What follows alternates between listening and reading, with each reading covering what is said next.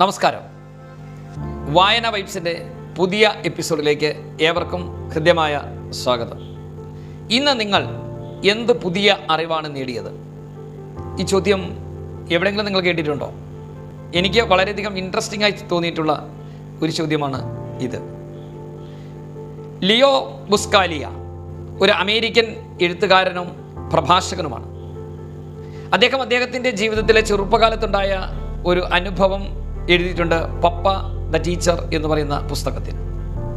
അതിൽ അദ്ദേഹം പറയുന്നത്, എല്ലാ ദിവസവും അത്താഴത്തിന് കുടുംബാംഗങ്ങൾ ഒരു മേശയ്ക്ക് ചുറ്റും ഇരിക്കണം എന്നുള്ളത് അദ്ദേഹത്തിൻ്റെ പിതാവിൻ്റെ നിർബന്ധമായിരുന്നു.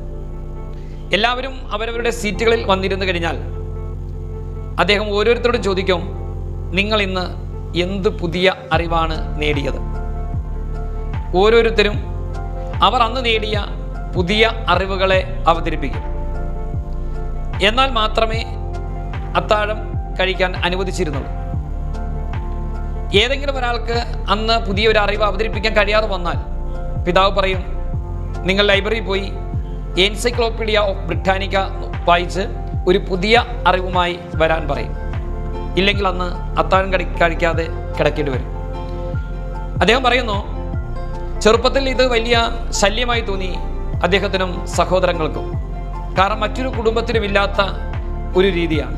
എന്തെങ്കിലും പുതിയ അറിവുകൾ പറഞ്ഞാൽ മാത്രമേ അന്ന് അത്താഴം കഴിക്കാൻ പറ്റുള്ളൂ എന്നുള്ളത്. പക്ഷേ അദ്ദേഹത്തിൻ്റെ പിതാവ് ആ കാര്യത്തിൽ നിർബന്ധ ബുദ്ധിയായിരുന്നു. പിന്നീട് അദ്ദേഹം തൻ്റെ ജീവിതത്തിലുണ്ടായ വലിയ ഒരു മാറ്റത്തെക്കുറിച്ചാണ് പിന്നീട് ആ പുസ്തകത്തിൽ പറയുന്നത്.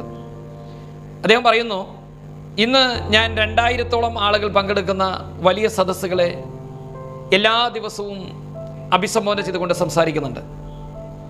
ഇന്ന് എനിക്ക് അത്രയും ആൾക്കൂട്ടത്തിൻ്റെ മുന്നിൽ എല്ലാ ദിവസവും വളരെ മനോഹരമായി സംസാരിക്കാൻ സാധിക്കുന്നത് അന്ന് ചെറുപ്പത്തിൽ എൻ്റെ പിതാവ് തുടങ്ങി വെച്ച ഈ ഒരു ശീലത്തിൽ നിന്നാണ്. ഇന്ന് എൻ്റെ ഓരോ ക്ലാസ്സുകൾ കഴിയുമ്പോഴും ആളുകൾ എണീറ്റ് നിന്ന് കൈയടിക്കുമ്പോൾ എൻ്റെ അടുത്ത് വന്ന് എന്നെ കെട്ടിപ്പിടിച്ച് നിങ്ങൾക്ക് എന്തൊരു അറിവാണ്, നിങ്ങളൊരറിവിൻ്റെ വലിയ ഒരു ഭണ്ഡാരമാണല്ലോ എന്ന് പറഞ്ഞ് എന്നെ അഭിനന്ദിക്കുമ്പോൾ എൻ്റെ മനസ്സിലേക്ക് ഓർമ്മ വരുന്നത് എൻ്റെ പിതാവിൻ്റെ ആ വാക്കുകൾ എൻ്റെ ചെവിയിൽ വന്ന് മുഴങ്ങും.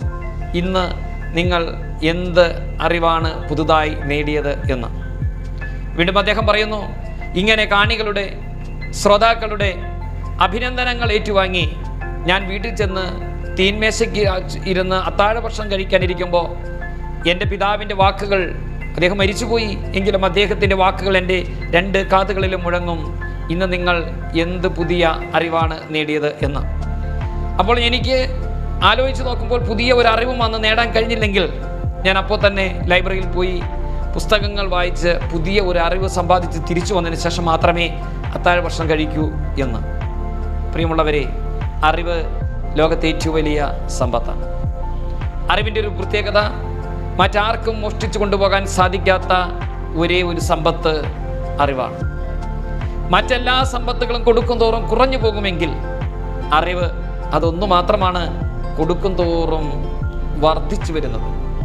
അപ്പോൾ അറിവിൻ്റെ മഹാലോകത്തിലേക്ക് നാം ഓരോരുത്തരും പ്രവേശിക്കേണ്ടത് നമ്മുടെ ഉത്തരവാദിത്വമാണ്, നമ്മുടെ കടമയാണ്. ജ്ഞാനസമ്പാദനം, മറ്റെന്തൊക്കെയോ നേടാൻ വേണ്ടി ഓടി നടക്കുന്നതിനിടയിൽ ജ്ഞാനസമ്പാദനത്തിന്, അറിവിൻ്റെ നേടുന്നതിന് കുറേ സമയം നാം നിർബന്ധമായും ചെലവഴിക്കണം. ലിയോ ബുസ്കാലിയയുടെ പിതാവ് നമ്മെ പഠിപ്പിച്ച വലിയ ഒരു പാഠം അതാണ്. ഓരോ ദിവസവും നമ്മുടെ അനുഗ്രഹീതമായ ദിവസമാണ്.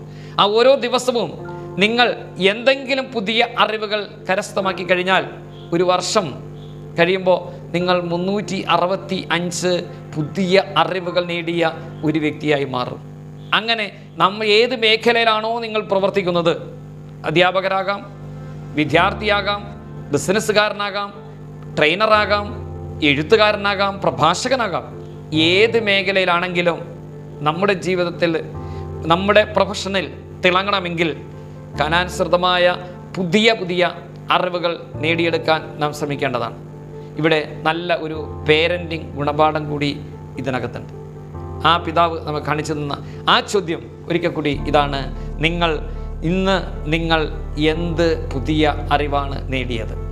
ഈ വീഡിയോ കാണുന്ന, ഈ ശബ്ദം കേൾക്കുന്ന നാം ഓരോരുത്തരും നമ്മോട് ചോദിക്കണം, ഇന്ന് ഞാൻ എന്ത് പുതിയ അറിവ് നേടി എന്ന്. അപ്പോൾ ഈ അറിവ് നേടുന്നതിനുള്ള വിവിധ മാർഗങ്ങളും അറിവ് നേടിയുള്ള പ്രയോജനങ്ങളും ഒക്കെയാണ് വായന വൈബ്സ് എന്ന വായനയാണ് ലഹരി എന്ന ഈ ചാനലിലൂടെ സംപ്രേഷണം ചെയ്യപ്പെടുന്നു. ഈ ചാനൽ ഇതുവരെയും സബ്സ്ക്രൈബ് ചെയ്യാത്തവരുണ്ടെങ്കിൽ സബ്സ്ക്രൈബ് ചെയ്യുക. Thanks for watching this video. See you again. Thank U.